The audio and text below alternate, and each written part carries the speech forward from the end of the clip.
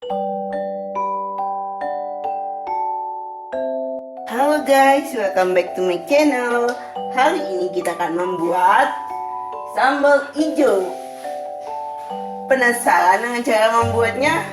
Jangan lupa sebelumnya untuk like, share, and subscribe my channel supaya tahu video-video terbaru yang akan tayang.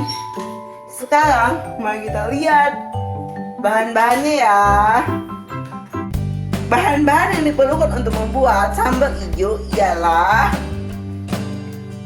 250 gram tomat merah, 250 gram cabai hijau besar, 250 gram cabai rawit.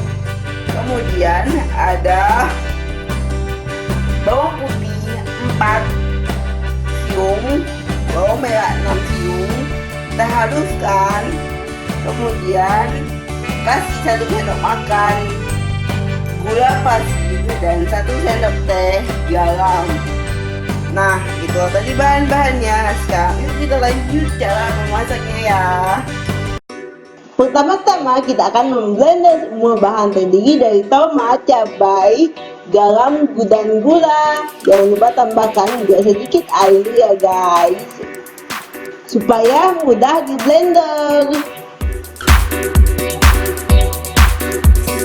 Setelah cabenya kita blender, sekarang saatnya untuk menumis bawang putih dan bawang merahnya. Kita tumis hingga berbau harum.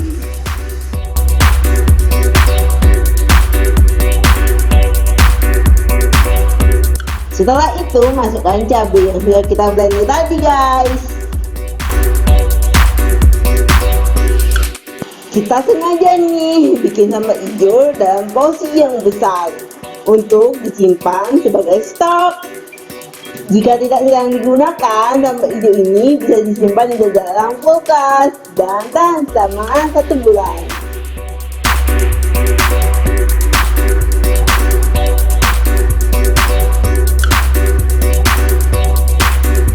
Setelah mendidih seperti ini, jangan lupa masukkan daun jeruk sebanyak 4 lembar guys.